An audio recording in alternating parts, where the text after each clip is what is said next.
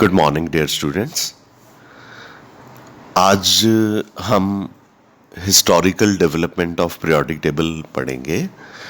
Like जो modern periodic table आप पढ़ चुके हैं, मैंने आपको पहले ही पढ़ा दिया था। तो मॉडर्न पीरियोडिक टेबल तक पहुंचते पहुंचते कौन कौन से केमिस्ट ने और साइंटिस्टों ने कंट्रीब्यूशन करा कि मॉडर्न पीरियोडिक टेबल तक हम पहुंच पाए। वैसे तो मैंडलिफ का पीरियोडिक टेबल था जो वो सबसे ज़्यादा यूज़फुल था हिस्टोरिकल डेवलपमेंट वाले जो पीरियोडिक टेबल या क्लासिफिकेशन ऑफ एलिमेंट्स थी। और बहुत सारी चीज़ें मॉडर्न पीरियोडिक टेबल में मैंडलिफ से उठाई गई, लेकिन जो कि मैंडलिफ आपने लास्ट वीडियो में देखा उसमें भी ड्रॉबैक्स तो थे। तो उन ड्रॉबैक्स को रेक्टिफाई करने के लिए हमने मॉडर्न पीरियोडिक टेबल को चूज़ करा। तो आज हम जो पढ़ने जा रहे हैं बच्चे, वो हम हिस्टोरिकल डेवलपमेंट में सबसे पहली जो क्लासिफिकेशन पीरियोडिक टेबल की गई थी वो डॉबरनायर नाम के केमिस्ट ने करी थी। तो इसे डॉबरनायर ट्रायड क्लासिफिकेशन कहा जाता है। This was given in the year 1817। उसने क्या करा था कि तीन तीन एलिमेंट्स जिनकी प्रॉपर्टीज मैच करती है ना, उनको इकट्ठे रख दिया था, तो उसको ट्रायड बोल दिया था। तो उसने क्या किया था, तीन तीन एलिमेंट्स जिनकी प्रॉपर्टीज आपस में मैच करती हैं उनको इकट्ठे रख दिया था और उसको ट्रायड बोला। तो इंक्रीजिंग एटॉमिक मासेस में अरेंज करा था। और ट्रायड का जो पहला एलिमेंट था उसका मास और जो तीसरा एलिमेंट था उसका मास ऐड करके उसका अरिथमेटिक मीन निकाला। तो वो अरिथमेटिक मीन जो था सेकंड एलिमेंट के एटॉमिक मास से मैच करता था। जैसे हमारे पास है फर्स्ट ट्रायड, यहाँ पे जो मैं डिस्कस करने जा रहा हूँ, जैसे हमारे पास है lithium atomic mass 7, sodium atomic mass 23, potassium atomic mass 39। ये ट्रायड का फर्स्ट एलिमेंट है लिथियम। पोटाशियम ट्रायड का थर्ड एलिमेंट है। आप फर्स्ट और थर्ड एलिमेंट जो ट्रायड का है उनको ऐड कर दीजिए, उसका अरिथमेटिक मीन निकालिए। 7 + 39 = 46 डिवाइडेड बाई 2 = 23।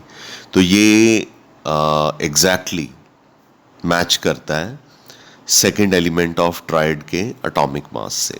तो इसका मतलब लिथियम, सोडियम और पोटाशियम की जो प्रॉपर्टीज़ हैं वो काफ़ी हद तक जो है नियरली सेम है। ठीक है, तो इस तरह से उसने ये डॉबरनायर ने ये वाला ट्रायड दिया था। और एग्जांपल ले लेते हैं, क्लोरीन, ब्रोमीन, आयोडीन।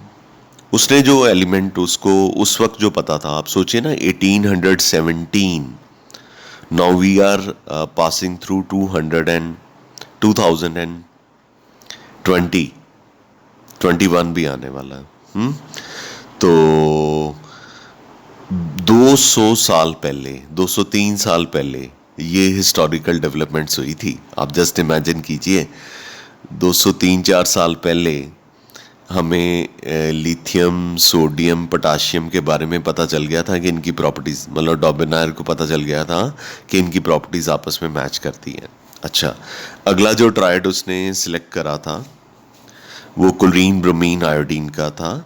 क्लोरीन का मास 35.5 था, आयोडीन का 127। दोनों के मास को ऐड किया, 2 से डिवाइड किया, तो 81.35 आ गया। ये ब्रोमीन के मास से, जो कि 80 है, उससे ऑलमोस्ट मैच करता है। ऑलमोस्ट, एग्जैक्टली तो नहीं, ऑलमोस्ट मैच करता है।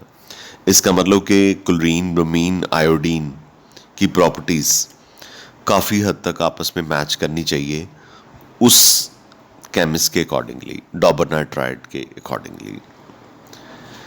ट्रायड होता है group of 3 elements. Triad scientist का नाम नहीं है, डॉबरनायर जो है वो केमिस्ट का नाम है।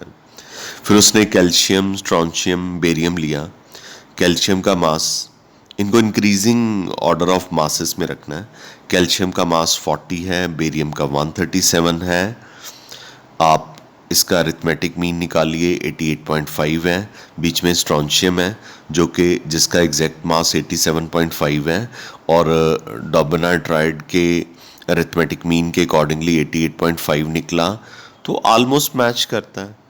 दिस क्लियरली शोज के जो डॉबनाइट था उसने कुछ ट्राइड्स के प्रॉपर्टीज़ को एक्सप्लेन करने में काफ़ी हद तक हमें हेल्प करी।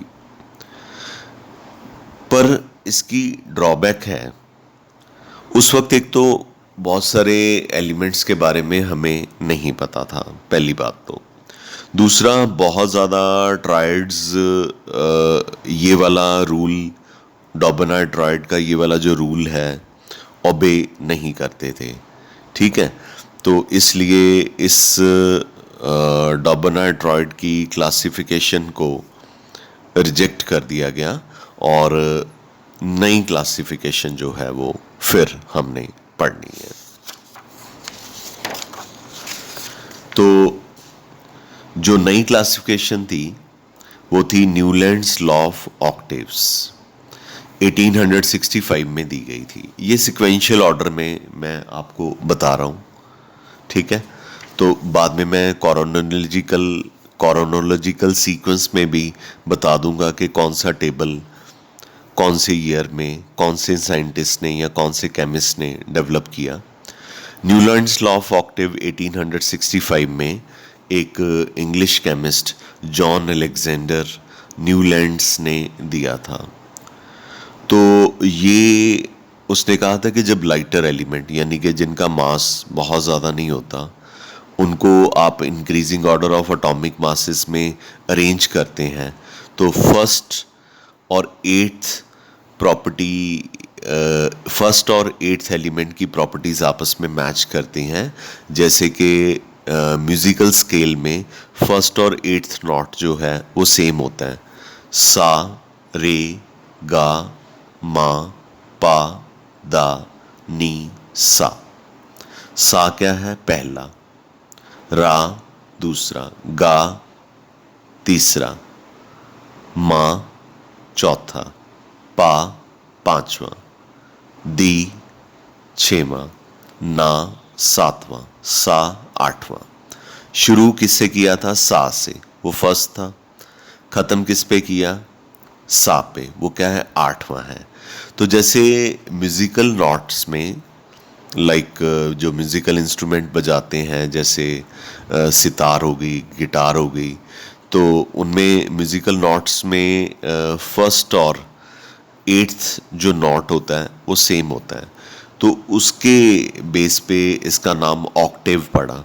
ऑक्टेव का मतलब 8 आप कह सकते हैं। तो इसमें उसने ये एग्जाम्पल दी फर्स्ट 20 एलिमेंट्स के लिए।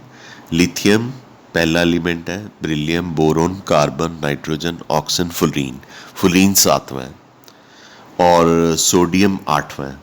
तो इसका मतलब फर्स्ट और एट्थ की प्रॉपर्टीज आपस में क्या करनी चाहिए? मैच करनी चाहिए।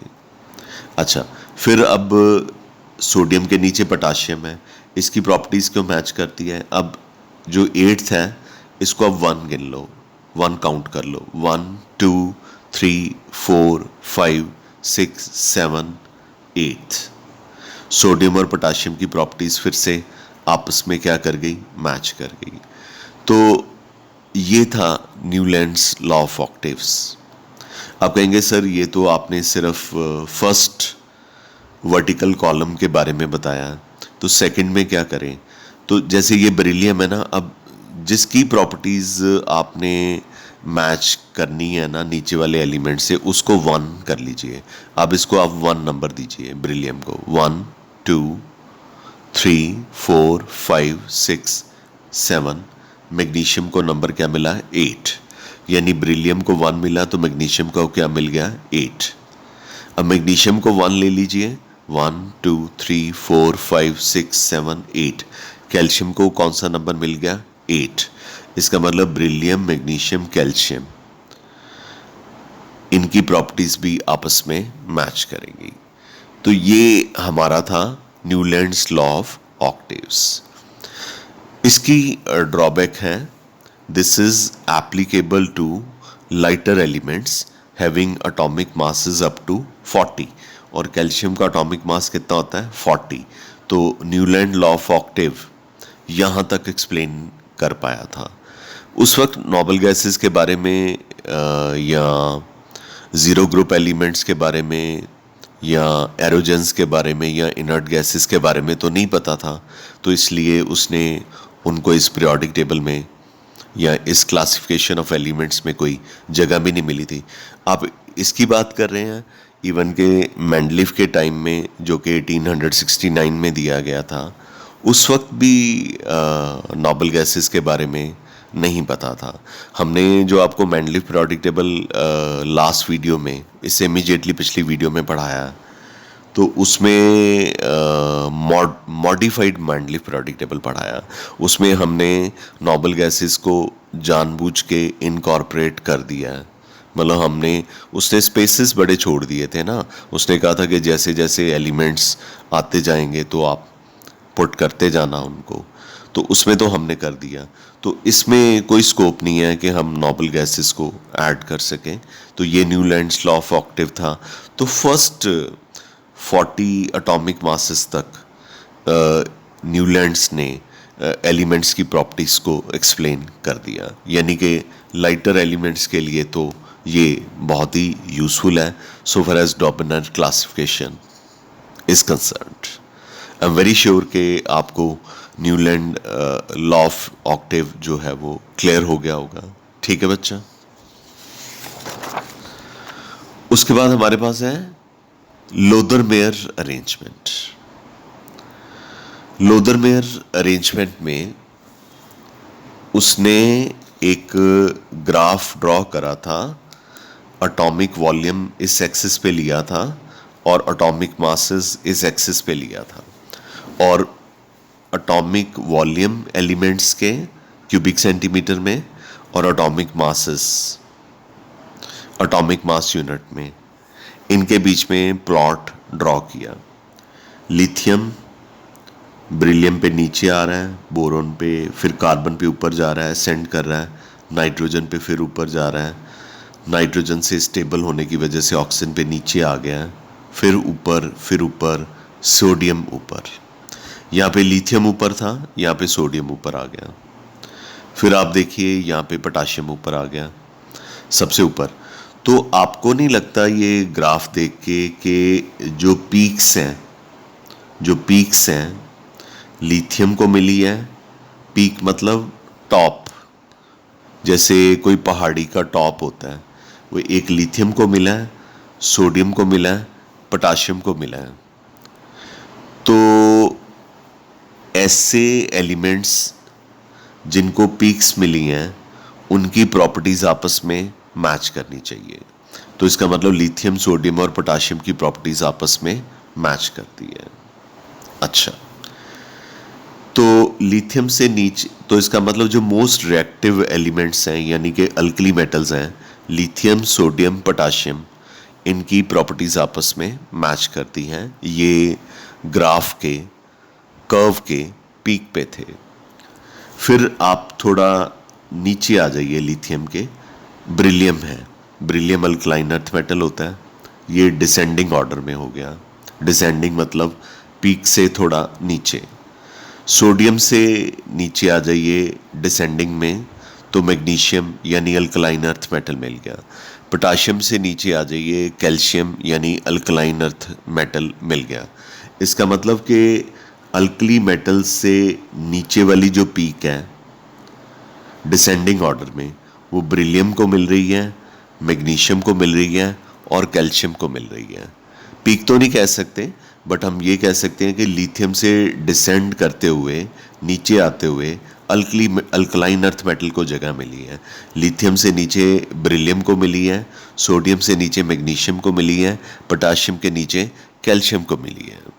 तो इसका मतलब कि बेरिलियम, मैग्नीशियम और कैल्शियम, इनकी प्रॉपर्टीज़ आपस में क्या करती हैं, मैच करती हैं। ये क्लियर हो गया आपको? ये पॉइंट 1 और पॉइंट 2 में लिखा हुआ है। आई एम श्योर कि ये आपको क्लियर हो गया होगा। ओके। उसके बाद उसने हैलोजन्स की बात की, मतलब उसने 3 ऑब्जर्वेशन ली थी बेसिकली, एक अल्कली मेटल्स की, एक अल्कलाइन अर्थ मेटल्स की और एक हैलोजन्स की। मैंने अल्कली मेटल्स के बारे में बताया कि वो पीक पे हैं, अल्कलाइन अर्थ मेटल में बताया मैंने पीक से नीचे जाते हुए ढलान पे डिसेंडिंग में है अल्कलाइन अर्थ मेटल, जैसे लिथियम से बेरिलियम, सोडियम से मैग्नीशियम, पोटाशियम से कैल्शियम। और असेंडिंग ऑर्डर में हैलोजन्स उसने पकड़े थे। आप नोबल गैसेस नहीं पता थी, ठीक है, नोबल गैसेस के बारे में नहीं पता था, ये हमने इनकॉर्पोरेट किया। तो ये देखिए असेंडिंग में यानी पीक पे जाने से पहले हैलोजन है फुलरीन, और पोटाशियम यानी अल्कली मेटल के ऊपर जाने से पहले क्या है, कुलरीन। इसका मतलब फुलरीन और कुलरीन की प्रॉपर्टीज आपस में मैच करती हैं। और हैलोजन्स, अब मैं अपनी तरफ से एक चीज़ बता दूं, हैलोजन्स और अल्कली मेटल के बीच में पीक को ऑक्युपाई किया हुआ है नियोन ने, नोबल गैस ने। और हैलोजन और अल्कली मेटल के बीच में फिर से एक नोबल गैस है आर्गन। तो इसका मतलब कि नियोन और आर्गन यानी हैलोजन की पोजीशन इस प्लॉट में एक जैसी है। अल्कली मेटल्स की तो पोजीशन ही पीक पे है। Alkaline earth metal beryllium, magnesium, calcium सब नीचे आते हुए हैं।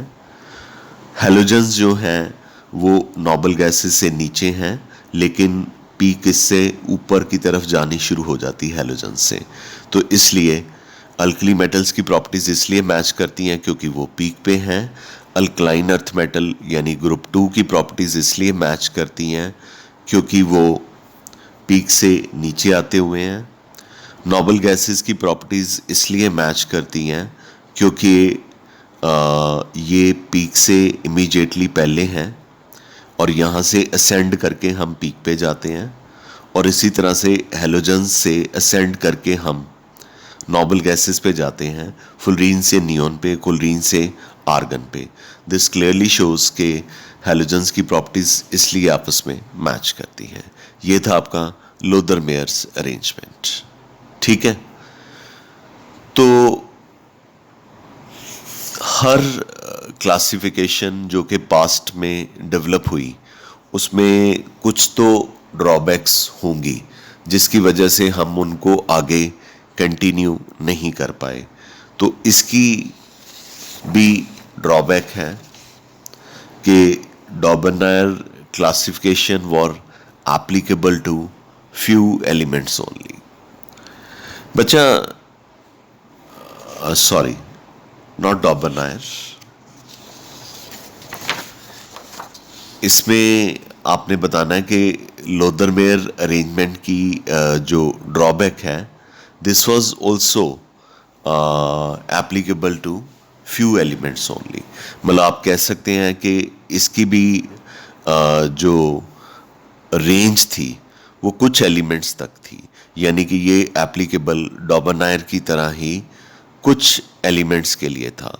उसका एक ये रीज़न भी हो सकता है कि उस वक्त बहुत सारे एलिमेंट्स की डिस्कवरी तो नहीं हुई थी, ठीक है। तो इसलिए हम लोदर-मेयर अरेंजमेंट को भी रिजेक्ट करते हैं।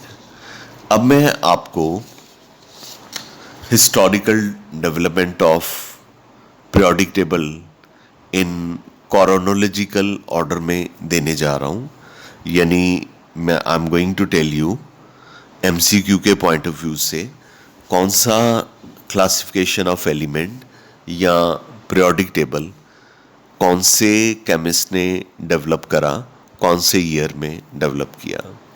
तो इसमें बच्चा सबसे पहले हमारे पास डॉबरनायर ट्राइडी है। इससे डिस्कवर किया था जॉन वॉल्फगैंग डॉबरनायर। ये एक जर्मन केमिस्ट था। ईयर के ऊपर मैंने स्ट्राइक, ये एक आपको स्टार का साइन दे दिया है, 1817 में ये डिस्कवर हुआ था। ओके, मतलब ये पब्लिश हुआ था, आप कह सकते हैं लोगों ने इसे एक्सेप्ट करा था।